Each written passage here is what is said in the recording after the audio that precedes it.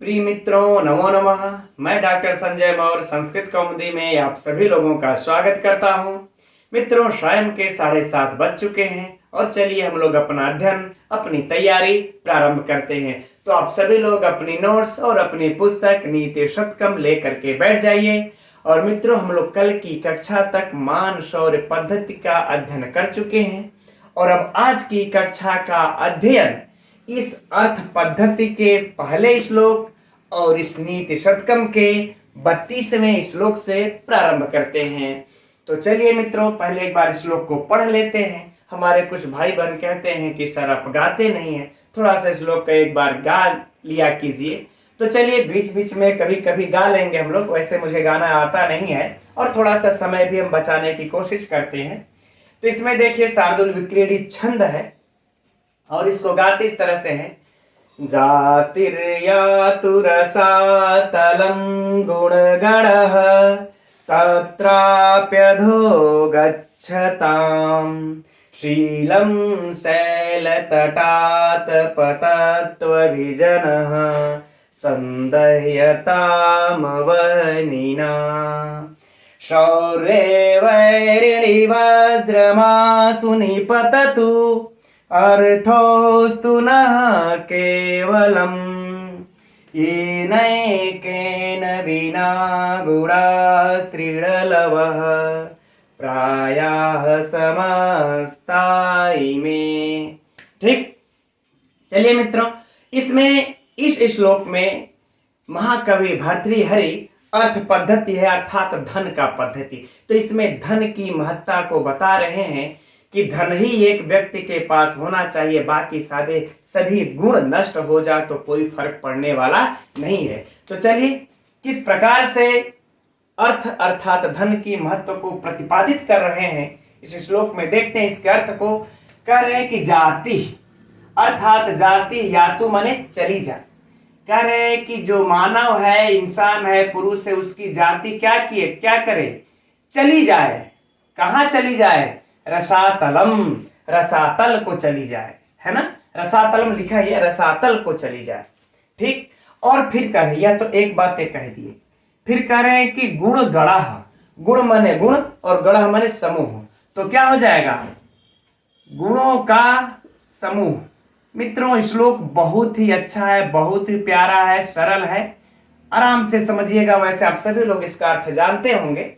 तो कह रहे हैं कि गुणों का जो समूह है, तत्र अपि अधोः गच्छताम्, तत्र विच्छेद कर करके पढ़ते हैं, तत्र यानी कि वहां से भी, कहां से? इस रसातल से भी। जो अभी जाति को रसातल में जाने की बात कहे ना, तो कह रहे हैं कि जाति रसातल को चला जाए और गुणों का समूह वहां से भी, अपि मने भी, अधो मने नीचे, कह रहे वहां से भी नीचे, गच्छता मने चला जाए।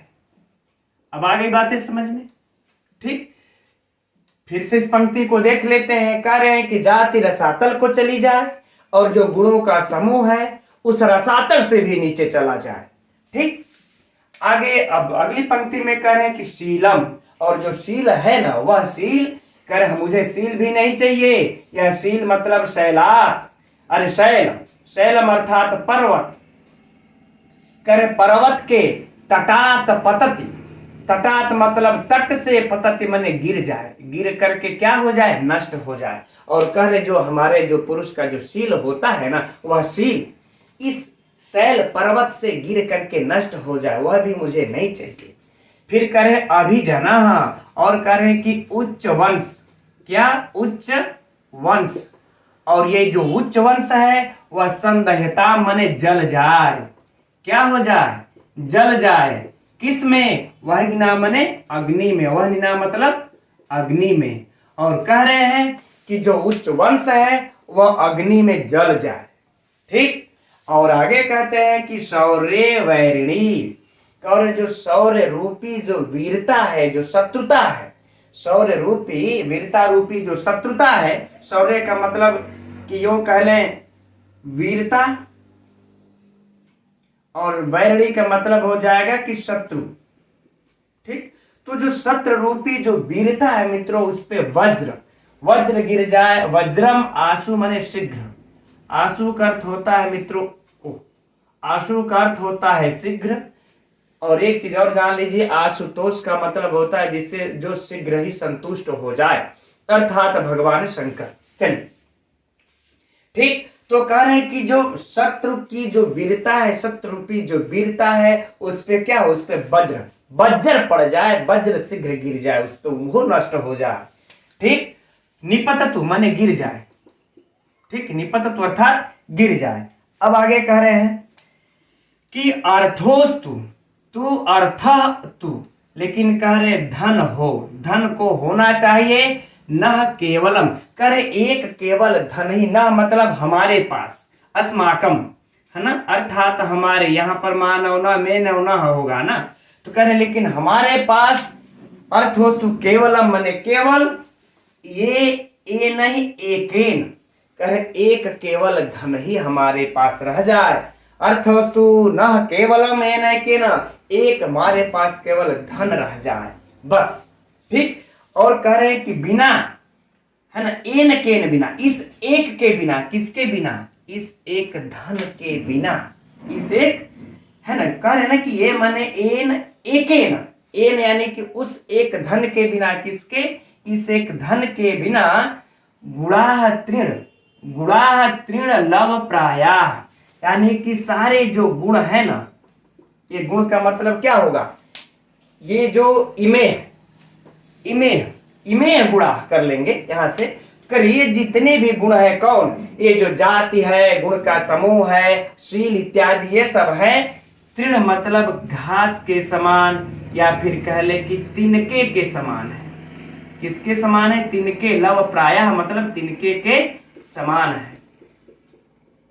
और समस्ता हमने सभी, अखिलाह अर्थात ये सभी, इमे मतलब ये सब गुण। ठीक मित्रों, अब एक बार संपूर्ण अर्थ को देख लेते हैं, है ना। तो कह रहे हैं कि जाति रसातल को चली जाए, गुणों का समूह जो है उससे भी नीचे चला जाए, और शील तो पर्वत से गिर करके, पर्वत के तट से गिर करके नष्ट हो जाए, और उच्च वंश अग्नि में जल जाए, और करें शत्रु रूपी जो वीरता है उस पर शीघ्र वज्र पड़े, वज्र गिर जाए। लेकिन हमारे पास धन होना चाहिए, हमारे पास धन होना चाहिए, भले ये सब न रहे। अर्थोस्तु न केवलम, एक धन के न केवल, एक इसके बिना, केवल एक धन के न बिना हमारे पास क्या होता है, अगर जितने भी गुण मतलब गुण हैं, ये सभी गुण घास के समान है, तिनके के समान है, ये सभी ऊपर जितना बताए गए गुण वो सभी तिनके के समान है। ठीक है मित्रों। अच्छा, अब यहां पर अब लगे हाथ थोड़ा सा इसमें अलंकार समझ लेते हैं, क्योंकि अर्थों के बाद ही अलंकार समझने में मित्रों आसानी होगी। अलंकार इसमें मित्रों काव्यलिंग अलंकार। ठीक है, अब बात उठती है, उसके बाद इसके ऊपर प्रश्नों के ऊपर चर्चा किया जाएगा। अब काव्यलिंग अलंकार किसको कहते हैं मित्रों, तो हेतु का वाक्यार्थ अथवा ये पदार्थ रूप में प्रतिपादन करना ही काव्यलिंग अलंकार होता है, हेतु का। ठीक है ना।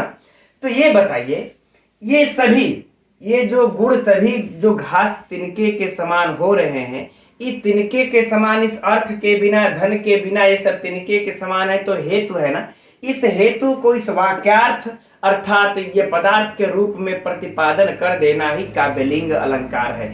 थोड़ा सा ये टेढ़ा है मित्रों, यदि समझ में आ जाए तो ठीक है, नहीं याद कर लीजिएगा इसको कि इसमें काव्यलिंग अलंकार है। यद्यपि अगले वाले श्लोक में स्पष्ट हो जाएगा आप लोगों को, और वहीं पर देख लेंगे इसको।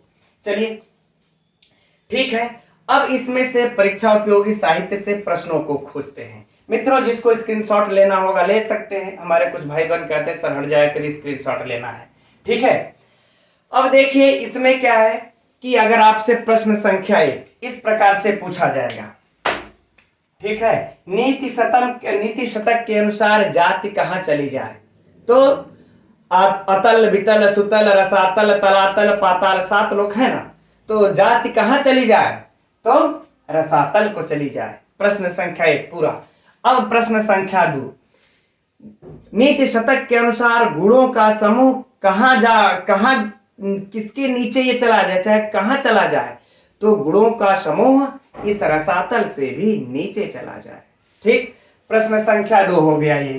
प्रश्न संख्या 3 पर चलते हैं कि नीति शतक के अनुसार सील किससे गिर करके नष्ट हो जाए। मित्रों, ये वाला पूछ चुका है प्रश्न, है ना, इसलिए मैं आप लोगों को अब सब में इंगित कर रहा हूं कि सब में इंगित कर लीजिए, हो सकता है इस बार इन्हान का बारी हो पूछ ले। ठीक, तो नीति शतक के अनुसार प्रश्न फिर से सुनिए, बनाइए और नोट कीजिए मित्रों अपने नोट्स में कि शील किससे गिर करके नष्ट हो जाए, तो शैल तट से गिर करके, शैल पर्वत यानी शैल के ऊपरी भाग से गिर करके नष्ट हो जाए, शैल से गिरकर नष्ट हो जाए। ठीक, नीति शतक प्रश्न संख्या 4, नीति शतक नीति शतक के अनुसार उच्च कुल कहां जल जाए, चाहे उच्च कुल किस प्रकार नष्ट हो जाए, तो उच्च कुल उच्च वंश अग्नि में जल करके नष्ट हो जाए। ठीक, प्रश्न संख्या 5 कि शत्र रूपी वीरता किस प्रकार नष्ट हो, चाहे शत्र रूपी वीरता पर क्या गिरे, तो वज्र गिरे, वज्र, ठीक भाषा में हम लोग वज्र कह देते हैं, होता वज्र है। ठीक, तो शुद्ध, तो वज्र गिरे। ठीक है ना। अब आगे सुनिए अगला प्रश्न इन सबों से कि किस एक के बिना सारे धन तिनके के समान होते हैं। फिर से समझिएगा, किस एक के बिना सारे धन तिनके के समान होते हैं। प्रश्न संख्या 6, तो इस अर्थ के बिना, धन के बिना सारे जो है कि नहीं, किस एक के बिना सारे गुण तिनके के समान होते हैं। गलत हो गया थोड़ा, किस एक के बिना सारे गुण तिनके के समान होते हैं, तो इस धन के बिना सारे गुण तिनके के समान होते हैं। राइट, चलिए, और इसमें अब कोई प्रश्न, अब तो साहित्य से कोई इसमें से प्रश्न नहीं बनता है, अब व्याकरणात्मक टिप्पणियों को देखा जाए। तो व्याकरणात्मक टिप्पणियों में मित्रों, जाति ही यातु रसातलम, रसाया तलम, अर्थात कौन सा समास हुआ, षष्ठी तत्पुरुष समास। और मित्रों यहां पर एक और परीक्षा की दृष्टि से महत्वपूर्ण प्रश्न है कि अगर प्रश्न को इस तरह से घुमा करके पूछ दे कि नीति शतक के अनुसार जाति किस तल को चला जाए, ऑप्शन रहेगा पहला, दूसरा, तीसरा, चौथा, पांचवा। तो अगर हम लोग थोड़ा सा इस पे क्रम पर ध्यान नहीं दिए रहेंगे तो मिस्टेक हो जाएगा। देखिए आप सभी लोगों को सातों तल याद होगा। यह रसातल कौन सा तल होता है मित्रों, चौथा। यह सातों क्रम आप लोग जानते ही होंगे, है ना। अतल, वितल, सुतल, रसातल, ठीक, रसातल, अगला है पांचवा तलातल,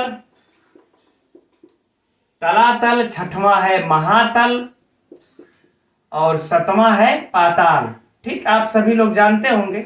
तो हो सकता है मित्रों परीक्षा में यह भी पूछ दे कि जाति किस तल को चली गई, तो देखिए 1 2 3 4 ये चौथे तल को चली गई। या फिर इस प्रकार से भी पूछा जा सकता है कि पांचवा तल कौन है, पृथ्वी के सातों तल में से निम्न में से पांचवा तल कौन है, तो तलातल है। तो यह भी क्रम हम लोगों को याद रख लेना है।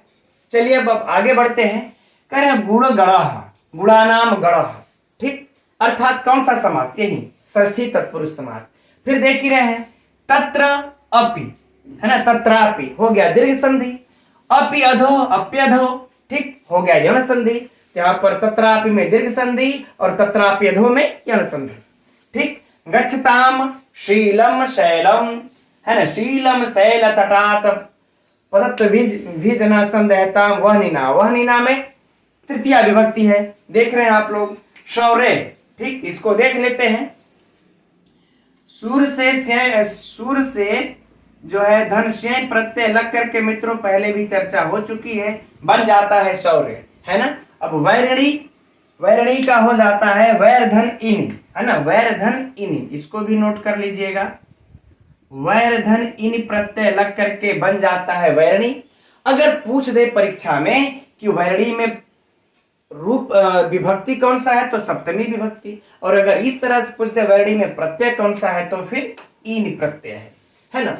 फिर निपततु अर्थोस्तु न केवलम येन केन में तृतीया विभक्ति है, किसके योग में हुई है, अगर यह पंक्ति उठा करके पूछ दे मित्रों कि किसके योग में इसमें तृतीया विभक्ति हुई है, तो इस बिना के योग में एन केन में तृतीया विभक्ति हुई है। ठीक, गुणा तृण लव प्रायः समस्ताई में है, ठीक है ना। और बाकी इसमें से तो कुछ हमको नहीं प्रतीत हो रहा है। संदहताम में है, यहाँ पर संदहताम में तो समदहकत लोट लकार में होगा। चलिए उसमें कोई विशेष छोड़ देते हैं इसको। ठीक मित्रों, अब बात अलंकार भी हो गया, छंद भी हो गया, व्याकरणात्मक टिप्पणी भी हो गई। अच्छा,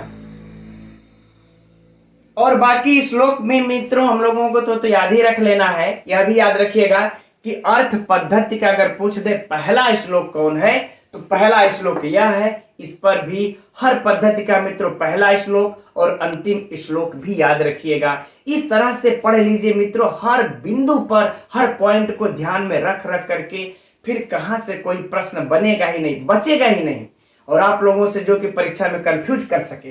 चलिए ठीक है, अब अगला प्रश्न अगला श्लोक देखते हैं।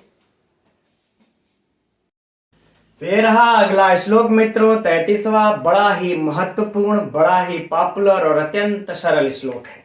ठीक है, आप सभी लोग इसका अर्थ जानते होंगे, लेकिन चलिए हम लोग परीक्षा की दृष्टि से इसका अध्ययन करते हैं। एक बार इसको पढ़ लेते हैं तो गा भी लेते हैं थोड़ा सा। उपजाति छंद है इसमें। उपजाति छंद अर्थात इसमें इंद्र वज्रा और उपेंद्र वज्रा दोनों मिश्रित रूप से है। तो इंद्र वज्रा कैसे गाते हैं? स्यादिंद्र वज्रा यदि तो जगौगः, है ना।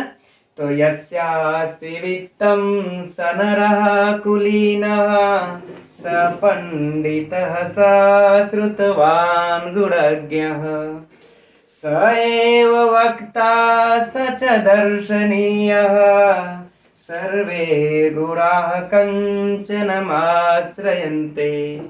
ठीक, चलिए इसमें पुनः महाकवि भर्तृहरि धन की महिमा का बखान करते हुए कह रहे हैं, सुनिए, बड़ा ही प्यारा अर्थ है इसका कि यस्य मने जिसके, यस्य अर्थात जिसके, और अस्ति मने है, और जिसके पास है क्या, वित्तम मने धन।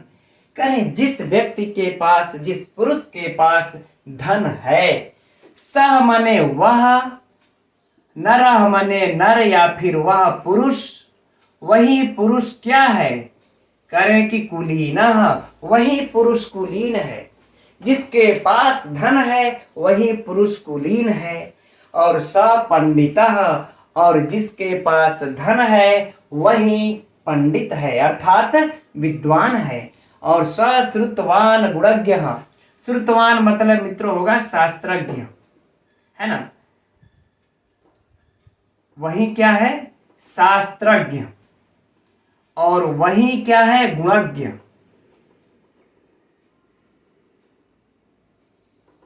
जल्दी जल्दी लिखने में थोड़ी सी गड़बड़ हो जाती है, सोचते हैं मैं आप लोगों का समय बचा ले। ठीक है, तो कह रहे वही व्यक्ति पंडित है, वही व्यक्ति शास्त्रज्ञ है, वही व्यक्ति गुणज्ञ है। आगे कहते हैं स एव वक्ता, और कह रहे कि वही वक्ता भी है जिसके पास धन है। और स च दर्शनीय, और कह रहे हैं कि वही व्यक्ति दर्शनीय माने दर्शनीय है अथवा सुंदर है। और कह रहे कि वही व्यक्ति सुंदर भी होता है। ठीक, सर्वे गुणाः, इस प्रकार से सभी जो गुण हैं, कांचनम अर्थात सोना, है ना, अर्थात सोना कह लें या फिर हम लोग चाहे तो धन भी कह सकते हैं। ठीक, तो सभी गुण जो है सोना में या फिर धन में आश्रयन्ते, आश्रय लेते हैं। सिंपल सरल सा अर्थ है मित्रों। फिर से संपूर्ण अर्थ को एक बार देख लेते हैं। तो कह रहे हैं कि जिस व्यक्ति के पास धन है वही व्यक्ति, वही पुरुष कुलीन है, वही पुरुष पंडित है, वही शास्त्रज्ञ है, वही गुणज्ञ है, वही वक्ता है, वही सुंदर है, वही दर्शनीय है, क्योंकि सभी गुण धन में ही आश्रय लेते हैं। ठीक है मित्रों, बहुत, अब इससे देखिए ये तो हो गया। अब आइए अब अलंकार की थोड़ी सी चर्चा कर लेते हैं, फिर इसके साहित्य से हम लोग प्रश्न पर चलेंगे। तो मित्रों जैसा कि हमने भी बोला था कि इसमें भी काव्य की, अगले श्लोक में भी काव्यलिंग अलंकार है और इसमें अगर काव्यलिंग को अगर अच्छे से समझेंगे तो समझ में आ जाएगा, क्योंकि अलंकारों को मित्रों समझने के लिए थोड़ा सा उदाहरण भी जबरदस्त होना चाहिए, तब अलंकार समझ में आता है ना। तो देखिए, पहले भी हमने कहा कि हेतु को वाक्यार्थ या पदार्थ रूप में उपादन करना, कथन करना ही होता है काव्यलिंग। अब जरा देखिए यहां पर जो ये कंचनम, सारे गुण धन में आश्रय लेते हैं, सारे गुण, वहीं ये जो कुलीन है, कुलीन होने का, फिर से समझिए बात को, थोड़ा सा मैं मिस्टेक हो गया यहां पर, कि कौन व्यक्ति कुलीन, इस व्यक्ति को कुलीन होने, व्यक्ति को पंडित होने, शास्त्रज्ञ होने, गुणज्ञ होने, वक्ता होने, दर्शनीय होने का हेतु कौन है, अब बताइए, यहां पर एकदम स्पष्ट हो जाएगा। ठीक, इस व्यक्ति को इतने सब कुछ होने का हेतु कौन है ना, सोना धन है। ठीक, तो यह क्या हुआ, हेतु हुआ, किसका, इन सबों का। जो व्यक्ति जो पुरुष कुलीन होता है या फिर शास्त्रज्ञ होता है, पंडित होता है, विद्वान होता है, उसके वह होने में जो हेतु है, जो कारण है, वह क्या है, धन और सोना। तो मित्रों, इसमें जो निचली पंक्ति है वह हेतु है, और इस हेतु और ऊपर की पंक्तियों को यह हेतु जो है इस वाक्यार्थ का, इस पदार्थ का उपादन कर रहा है, इसलिए यहाँ पर काव्यलिंग अलंकार है। ठीक मित्रों, अब यहाँ पर तुम्हारे ख्याल से काव्यलिंग अब आप लोगों को स्पष्ट हो गया होगा। ठीक, पुनः मुझे संतुष्टि नहीं है, पुनः एक बार फिर से समझिए कि व्यक्ति के अंदर यह जो भी शास्त्रज्ञ, गुणज्ञ, सुंदर है, इसका कारण कौन है, इसी श्लोक में आया है, वह धन है और सोना है। यह हेतु है, कारण कह ले या हेतु कह ले, तो इस हेतु का यहाँ पर ये सब कहा हुआ है वाक्यार्थ के रूप में, इसलिए यहाँ पर काव्यलिंग अलंकार है। ठीक मित्रों, अब अलंकार हो गया। अब चलते हैं परीक्षा उपयोगी प्रश्नों पर, ठीक है ना। तो देखिए, सबसे महत्वपूर्ण प्रश्न तो यही बनते हैं एक एक करके इसमें से, कि नीति शतकम के अनुसार कौन व्यक्ति कुलीन है ना, कौन पुरुष कुलीन है, कह नरः कुलीनः, तो जिसके पास कांचनम है अर्थात धन है। ठीक, पहला प्रश्न हो गया। नीति शतकम के अनुसार कह पंडितः, दूसरा प्रश्न, तो कांचन, जिसके पास धन है। कह शास्त्रज्ञः, कह गुणज्ञः, तो जिसके पास कांचनम है अर्थात सन है, धन है, सोना है। तो ये आप लोगों के 3-4 प्रश्न इसी तरह से बनते चले जाएंगे।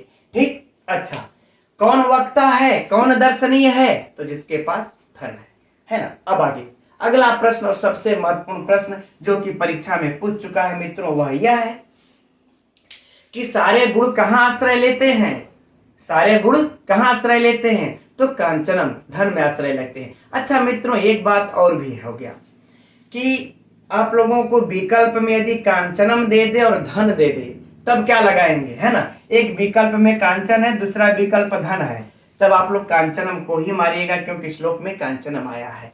तो सब गुण कहां आश्रय लेते हैं, धन में आश्रय, यानी कांचन में आश्रय लेते हैं। ठीक, यह सबसे महत्वपूर्ण प्रश्न है। और इससे भी और भी महत्वपूर्ण प्रश्न मित्रों, कि ये निचली पंक्ति जो आप लोगों को यह दिख रही है, यह क्या है, सुक्ति है, एकदम रंग के अंडरलाइन कर लीजिएगा। बार बार पूछता है किस ग्रंथ की है और किस पद्धति की है। ठीक, चलिए, है ना। अब ये तो हो गया, और इसमें कोई प्रश्न अब साहित्य की दृष्टि से, अब तो मुझे नहीं लगता है कि साहित्य की दृष्टि से अब और कोई इसमें प्रश्न बन रहा है। चलिए, अब हम लोग व्याकरण देखते हैं। व्याकरणात्मक टिप्पणियों में मित्रों, यस्य आप जानते हैं, अस्ति आप जानते हैं, हाँ वित्तम का देख लेते हैं। तो इसमें मित्रों विद धातु है, लाभे अर्थ में, फिर कत प्रत्यय भावे, है ना, भावे लगा है, भावे में लगा। यहां पर मित्रों याद रहे, वित्तम में विद धन कत होगा। अगर परीक्षा में पूछा तो आप लोगों को वित्त तो के नीचे भी हलंत देगा, वित्त धन कत, कंफ्यूज करने के लिए। तो याद रहे, यहां पर विद होगा, वित्त नहीं होगा। ठीक, चलिए आगे बढ़ते हैं। स नरः कुलीनः, कुलीना में मित्रों कुल धन ख प्रत्यय, कुल धन ख प्रत्यय है, बराबर क्या बन जाता है, कुलीन। क्या बन जाएगा, कुलीन। अब इसके बाद हम सु आदि की उत्पत्ति कर लेंगे, तो प्रथमा विभक्ति एक वचन में बन जाएगा कुलीना। तो मित्रों यदि कुलीना में विभक्ति पूछे तो क्या लिखेंगे, प्रथमा विभक्ति एक वचन, है ना। कुलीना में प्रत्यय पूछ दे तो ख प्रत्यय। सिंपल सी बात। हमारी एक बहन ने और एक भाई ने भी कमेंट्स किया था, सर आप श्लोक का पोस्टमार्टम कर देते हैं। तो सच में इस प्रकार से अगर देखा जाए, और आपको बहुत बहुत धन्यवाद जो इस प्रकार से आप लोग कहते हैं, तो सच में देखा जाए अगर इस तरह से हम लोग पढ़ लेते हैं तो पोस्टमार्टम ही है। तो हो गया कुलीना। स पंडिता, पंडिता का मित्र हो जाएगा पंडा धन इतच। ठीक, पंडा धन इतच प्रत्यय लग गया है। क्या बन जाता है पंडिता। इस यहां पर भी पंडिता में प्रथमा विभक्ति एक वचन। ठीक, सश्रुतवान, श्रुतवान का मित्र श्रुत धन मतुप प्रत्यय लग करके बन जाता है क्या, श्रुतवान। न के नीचे हंत रहेगा, लिख देते हैं। अच्छा चलिए, श्रुतवान। राइट। गुणज्ञ, गुणज्ञ का देख लेते हैं।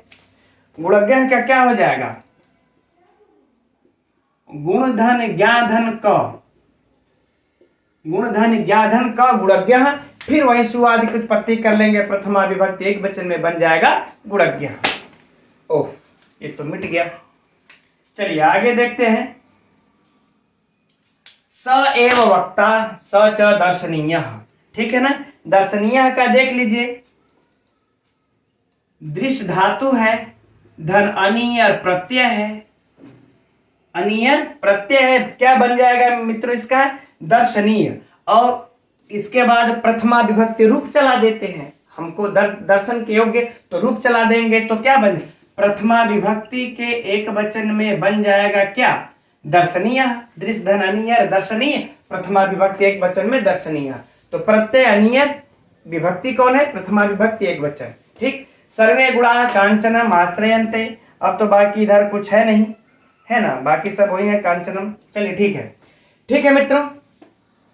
ये रहा इसका व्याकरण। अब व्याकरण में मित्रों यहाँ कुलीन भी महत्वपूर्ण है, पूछ चुका है, वित्तम भी महत्वपूर्ण है, पंडिता भी, और श्रुतवान में मतु प्रत्यय, गुणज्ञ, इसमें के थोड़े के व्याकरण जो है महत्वपूर्ण है। दर्शनीय तो घिसा पीट आप लोगों को रटा रटाया होगा। चलिए ठीक है, अब हम लोग आगे बढ़ते हैं। तो मित्रों यह रहा अगला श्लोक 34वां।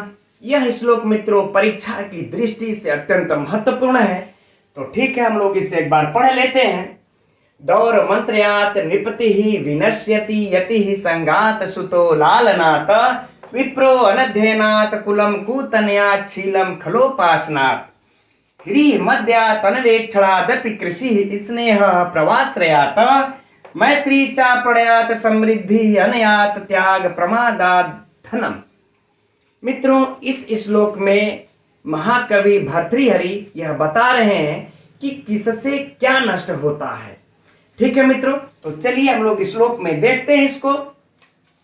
कह रहे कि दौर मंत्र्यात, है ना, कि दौर मंत्र्यात अर्थात कुमंत्रणा, कुमंत्रणा, है ना, अर्थात बुरी मंत्रणा से। कौन, नृपति माने राजा, बुरी मंत्रणा से राजा, विनश्यति माने नष्ट हो जाता है। अगर किसी राजा को बुरा मंत्रणा देने वाला, बुरी विचार नीति बताने वाला हो जाए तो वह राजा नष्ट हो जाता है। अब आगे कहते हैं कि यति, यति अर्थात मित्रों सन्यासी। सन्यासी किससे नष्ट होता है, करें संगात अर्थात आसक्ति से। यह मित्रों एक बार परीक्षा में पूछ भी चुका है, यति माने क्या होता है, तो सन्यासी। तो सन्यासी किससे नष्ट हो जाता है, आसक्ति से। अब आगे कहते हैं सुतः लालनाथ, सुतः मतलब मित्रों पुत्र, पुत्र किससे नष्ट हो जाता है, लालनाथ मतलब अत्यधिक दुलार से। अगर किसी भी पुत्र को अत्यधिक दुलार करने लगेंगे और उसके बाद उसको उसकी गलतियों पर डांटेंगे नहीं, मारेंगे नहीं, तो बेकार हो जाएगा, नष्ट हो जाता है, पुत्र बिगड़ जाता है। अब आगे कहते हैं विप्रो अनध्ययनात्, यानी कि जो ब्राह्मण होता है वह किससे नष्ट हो जाता है, अनध्ययन, यानी कि अध्ययन न करने से, अध्ययन न करने से नष्ट हो जाता है। ठीक, फिर आगे कहते हैं कि कुलम, कुलम अर्थात मित्रों कुल, खानदान, वंश किससे नष्ट हो जाता है, कुतनयात, यानी कि कुपुत्र से। ठीक, कुत्सित पुत्र से क्या खानदान ही नष्ट हो जाता है। अब आगे कहते हैं शीलम अर्थात शीलम। ठीक, अब शील किससे नष्ट हो जाता है? करे खल उपासनात्। खल मित्र होता है मित्रों दुष्ट, उपासनात् मतलब संसर्ग, है ना, या कह लें कि उनकी दोस्ती से, है ना। तो शीलता अगर किसी के अंदर कितना हो भरी पड़ी हो, अगर दुष्टों का संसर्ग हो गया तो वह नष्ट हो जाती है। अब आगे कहते हैं हिरी। हिरी मीन्स मित्रों लज्जा। लज्जा किससे नष्ट हो जाती है? मद्यात, अर्थात शराब पीने से, मदिरा का पान करने से लज्जा चली जाती है। अब अनवेक्षणात् मित्रों न देखभाल करने से, अगर देखभाल कोई नहीं करता है तो क्या नष्ट हो जाएगी? कृषि अर्थात खेती। अब आप कबो अपने खेत पर जाएंगे ही नहीं कि पानी है कि सूख गया, रोग लगा है कि नहीं लगा है, तो खेती तो नष्ट ही हो जाएगी। तो देखभाल न करने से खेती नष्ट हो जाती है। और स्नेह अर्थात मित्रों प्रेम। अब प्रेम किससे नष्ट होता है? तो प्रवास आश्रया। प्रवास मतलब जब विदेश में, और आश्रयात मतलब आश्रय लेने के कारण, अर्थात जाकर के रहने के कारण। अब आप विदेश चले गए, 10-20 साल तक आए ही नहीं, तो विदेश में जाकर रह जाएंगे तो इधर का प्रेम सब क्या हो जाता है, और आपका प्रेम सब नष्ट हो जाएगा। अब आगे कहते हैं मैत्री मतलब मित्रों मित्रता। मित्रता किससे नष्ट हो जाती है? च अप्रणयात। अप्रणयात मतलब मित्रों प्रेम न रखने से। प्रेम न रखने से। कितना हो बड़ी मित्रता हो आप लोगों की, ना आप हमसे बोलेंगे ना हम आपसे बोलेंगे, प्रेम रखेंगे ही नहीं, तो मित्रता क्या हो जाएगी? नष्ट हो जाएगी। अब आगे कह रहे हैं कि समृद्धि, आपकी कितना हो बड़ी समृद्धि हो, या किससे नष्ट होती है? विसर्ग यहां पर मित्रों अन्यात कर देंगे। अन्यात अर्थात किससे? अन्याय से। अगर आपने अन्याय करना शुरू किया तो कितना हो बड़ा समृद्धि यश रहेगा, नष्ट हो जाएगा। आगे कहते हैं कि त्याग प्रमादात, है ना, तो यहां पर कर लेंगे। तो त्याग मतलब होगा मित्रों असावधानी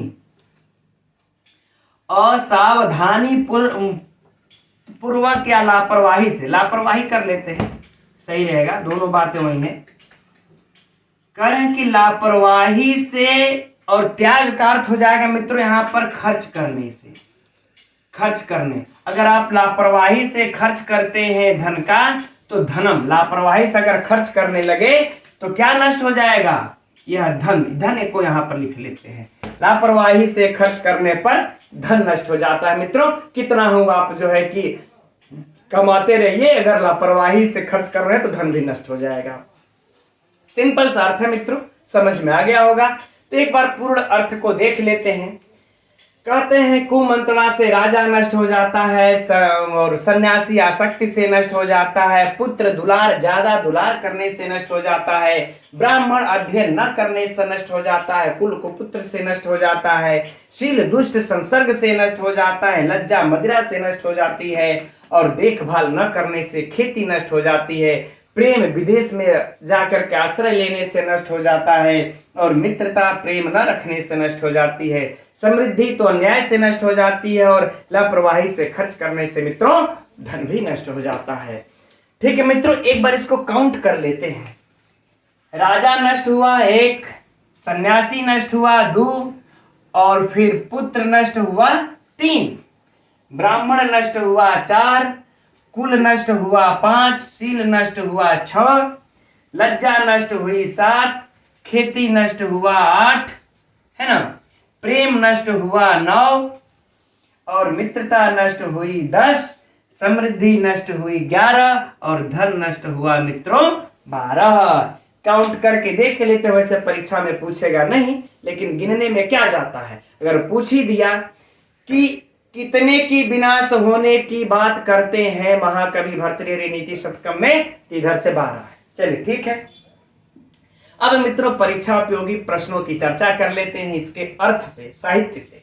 तो देखिए ये जो 12 है ना, यह 12 तो प्रश्न ही हो गए। यह 12 परीक्षा, इसीलिए मैंने कहा परीक्षा की दृष्टि से अत्यंत महत्वपूर्ण है। पूछ देगा राजा किससे नष्ट होता है? राजा कस्मात् विनश्यति, किससे नष्ट होता है? तो क्या दौर मंत्रयात, है ना, सन्यासी किससे नष्ट होता है? सन्यासी कस्मात विनश्यति, तो संगात। पुत्र किससे नष्ट होता है? लालनाथ, है ना। ब्राह्मण किससे नष्ट होता है? अनध्ययनात्। तो ये जो 12 है मित्रों, ये 12 के 12 प्रश्न है। आप लोग स्क्रीनशॉट ले लीजिए, इसको नोट कर लीजिए, ठीक, परीक्षा में पूछा जा सकता है ना। और बाकी इसमें तो और कोई विशेष प्रश्न बनता नहीं। अब लगे हाथ इसी जगह इसको अलंकार देख लेते हैं। अब अलंकार मित्र यहाँ पर कौन सा है? दीपक अलंकार, है ना। अब बात उठती है कि दीपक अलंकार कैसे हुआ। तो एक लाइन में समझने के लिए बस हम आप लोगों को यह बता दे रहे हैं कि जब क्रियादि रूप में कई कारकों का एक ही क्रिया में समावेश हो जाए, एक ही क्रिया से संबंध हो, फिर से ध्यान रखिएगा, एक ही क्रिया में कई कारकों का संबंध हो जाए, है ना, चाहे वह प्रकृति हो अप्रकृति हो, तो वहां पर दीपक अलंकार होता है। फिर से समझिए कि एक क्रिया में कई कारकों का संबंध हो, कई कारक समावेश हो, तो दीपक अलंकार होता है। अब देखिए यहां पर विनश्यति मैंने नष्ट हो जाता है, यह क्रिया है। अब मित्रों यह एक ही क्रिया है ना, पूरे के लिए देखिए, पूरे के लिए एक ही क्रिया है, ठीक। इस एक क्रिया से राजा भी नष्ट हो रहा है ना। यह सन्यासी लेकर के इस प्रकार से, है ना, खेती प्रेम से लेकर के 12 लोग नष्ट हो रहे, एक क्रिया संबंधित है। जैसे दीपक जलता है, एक बत्ती होती है, पूरे कमरे को प्रकाशित कर देता है, उसी प्रकार से मित्रों दीपक अलंकार होता है कि एक ही क्रिया में सारे लोग उसमें संबंध हो जाते हैं, है ना, पूरे इतने, तो वहां पर दीपक अलंकार हो जाता है, ठीक। अब इसमें प्रकृति उपमेय और उपमान की भी चर्चा है, लेकिन उसको हम करेंगे तो आप लोग कंफ्यूज होंगे। अब तो दीपक अलंकार आप लोगों के समझ में आ गया होगा। अब मित्रों हम लोग इसका व्याकरणात्मक टिप्पणी को देख लेते हैं। तो व्याकरणात्मक टिप्पणियों में मित्रों देखते हैं हम लोग दौर मंत्र्यात् से। तो सबसे पहले देखते हैं इसमें विभक्ति कौन सी है। तो मित्रों इसमें पंचमी विभक्ति है। किससे? हेतु सूत्र से पंचमी विभक्ति। चूंकि यहां पर भी आप लोग देख लीजिए, दौर मंत्र्यात् अर्थात कुमंत्रणा से कौन नष्ट हो जाता है? राजा। तो राजा के नष्ट होने में हेतु कौन है? या कुमंत्रणा, तो हेतु से पंचमी। अब इसी प्रकार से मित्रों हम लोगों को आगे भी समझ लेना चाहिए व्याकरण में। चूंकि संघात यानी कि आसक्ति से यति सन्यासी नष्ट हो जाता है, लालनाथ यहां पर भी पंचमी हेतु से हुआ, और अधिक लालन करने से पुत्र नष्ट हो जाता है तो भी पंचमी, अनध्ययनात् पंचमी, खलोपासनात् पंचमी, है ना, सब जगह हेतु से। यह तो हम लोगों का व्याकरण हो गया। अब जो शेष बचते हैं कुछ उनको भी देख लिया जाए। तो कह रहे हैं कि दौर मंत्र्यात्, तो पहले तो ये देख लेते हैं दुर्मंत्र। दुर्मंत्र बनता है पहले मित्रों कौन सा इसमें समास है? दुष्ट मंत्र यस्य सह प्रादि बहुब्रीहि समास, प्रादि बहुब्रीहि समास, ठीक। अब दुर्मंत्र में मित्रों पूछे समास कौन सा है? तो प्रादि बहुब्रीहि। दौर मंत्र्यात् तो के नीचे हलन, तो कौन सी विभक्ति है? तो पंचमी विभक्ति। लेकिन दौर मंत्र बनता कैसे है? तो इस दुर्मंत्र में मित्रों क्या लग जाता है? दुर्मंत्र, दुर्मंत्र धन श्यय, है ना। तो श्यय प्रत्यय जब लग जाता है तो बन जाता है दौर मंत्र, दौर मंत्र, ठीक, ये बन जाता है दौर मंत्र। अब बन गया, ठीक है ना। तो अब इसमें हम लोग पंचमी विभक्ति हेतु से लगा देते हैं तो बन जाता है दौर मंत्र्यात्, ठीक, ये रहा पंचमी में सिद्ध हो गया। तो अगर दौर मंत्र्यात् में पूछ दे विभक्ति कौन सी है, तो पंचमी विभक्ति एक वचन, पंचमी विभक्ति एक वचन। दौर मंत्र्यात् में प्रत्यय कौन सा है? तो स्यय। दुर्मंत्र में समास कौन सा है? तो प्रादि बहुब्रीहि समास। 3 क्वेश्चन आप लोगों का परीक्षा के लिए कंप्लीट, ठीक। आगे बढ़ते हैं। नृपति, निर्णाम पति, कौन सा समास हुआ मित्रों? षष्ठी तत्पुरुष समास, सिंपल है। विनश्यति जानते हैं, यति, यति मतलब योगी अर्थात सन्यासी, तो प्रथमा विभक्ति एक वचन में बन जाता है यति, नोट कर लीजिएगा, प्रथमा विभक्ति एक वचन। बाकी संघात का हो गया, लालनाथ का हो गया। विप्रो अनध्ययनात्, अनध्ययनात् यानी कि न अध्ययनात् अनध्ययनात्, तो नए तत्पुरुष समास, सिंपल सी बात है, ठीक। विप्रह, विप्रह में तो देख ही रहे प्रथमा एक वचन, कुलम कु तनया। तो तनयात का ये पहले तो बन जाएगा मित्रों तन धन कयन, कयन बराबर क्या हो जाएगा तनयः। क्या हो जाएगा तनयः। अब उसके बाद कु के साथ समास कर देंगे, प्रादि समास होकर के बन जाएगा कुतनयः, कुत्सित तनयः। हो गया। खला उपासनाथ, खलोपासनाथ देख रहे आप लोग, गुण संधि। खलोपासनाथ में कौन संधि हुई? गुण संधि। खला उपासना, चलिए कोई बात नहीं है। ह्रीः मध्यात् अनवेक्षणात्, है ना। तो अनवेक्षणात् आप लोग देख रहे अव इक्ष ल्यूट, अव उपसर्ग इक्ष धातु धन ल्युट प्रत्यय बन जाता है अवेक्षणम और नवेक्षणम अवेक्षणम। ठीक, उसके बाद अनवेक्षणात् में समास हो जाएगा। लग रहा है ज्यादा मैं कुछ घसीट कर लिख दे रहा हूं क्या मित्रों? ल्युट प्रत्यय। अब अनवेक्षणात् में इसमें भी मित्रों नए तत्पुरुष समास, न अवेक्षणात् अनवेक्षणात् तो नए तत्पुरुष। चलिए, कृषि ही स्नेह प्रवासर्या, बाकी सब मित्रों वही है। अब उसमें हो गया कि बाकी आगे इधर, चलिए ठीक है कोई बात नहीं। त्यागा तो तेज धन है, त्यागा जो यहां पर दिया है तो तेज धन घय, ठीक, घय प्रत्यय लग करके बन जाता है त्याज। चलिए ठीक है, तो ये हो गया मित्रों। अब इसमें छंद की चर्चा नहीं हुई तो आप लोग जानिए रहे, इसमें शार्दुल विकेडी छंद है। चलिए ठीक है, अब हम लोग अगले श्लोक की तरफ बढ़ते हैं। तो यह रहा अगला श्लोक मित्रों, 35वां और आज की कक्षा का अंतिम श्लोक और परीक्षा की दृष्टि से अत्यंत महत्वपूर्ण श्लोक। तो ठीक है, इसको एक बार पढ़ लिया जाए, फिर अर्थ देखा जाएगा।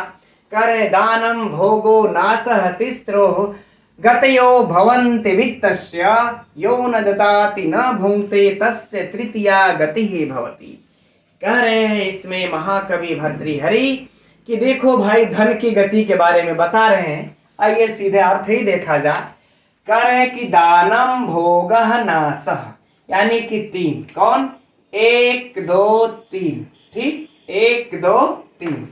कह रहे हैं दान भोग नाश तिस्रो, मतलब यही तीन। गतयो मने गति, है ना, गति। भवंति मने होती है, वित्तस्य मने धन की। आप सभी लोग इस अर्थ, इस श्लोक का अर्थ जानते होंगे मित्रों कि दान भोग और नाश, यही तीन गतियां धन की होती हैं। बहुत ही महत्वपूर्ण श्लोक है मित्रों। अरे ये श्लोक है और प्रश्न भी है, कई बार परीक्षाओं में पूछ चुका है, धन की कितनी गतियां होती हैं? तो 3 होती हैं।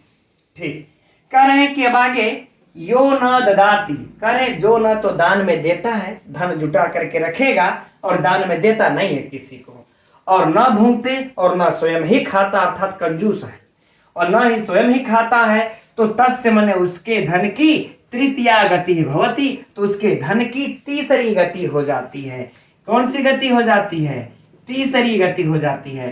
तो मित्रों तीसरी गति क्या है? नाश। तो जब न दोगे किसी को दान में, न खाओगे, तो तीसरी गति नाश हो ही जाएगा उसके धन की। ठीक है मित्रों, तो सिंपल सा अर्थ है, आप सभी लोग जानते हैं। अब परीक्षा के लिए प्रश्नों की चर्चा कर लेते हैं। आर्या छंद है, इसमें छंद कौन सा है? तो आर्या छंद है, नोट कर लीजिएगा। अब देखिए परीक्षा में ऐसे, अच्छा ये तो हो गया, ये तो पूछ ही चुका है कि धन की कितनी गतियां होती हैं, तो 3। अब लेकिन प्रश्न को ऐसे घुमा करके पूछ दे, धन की पहली गति कौन होती है? नीति शतकम के अनुसार धन की पहली गति कौन होती है? तो दान। नीति शतकम के अनुसार धन की तीसरी गति कौन होती है? तो नाश। और नीति शतकम के अनुसार धन की दूसरी गति क्या होती है? भोग। तो यह क्रम भी मित्रों याद रखना है। यह 3 गतियां तो पूछ ही चुका, हो सकता है अब क्रम भी पूछ दे।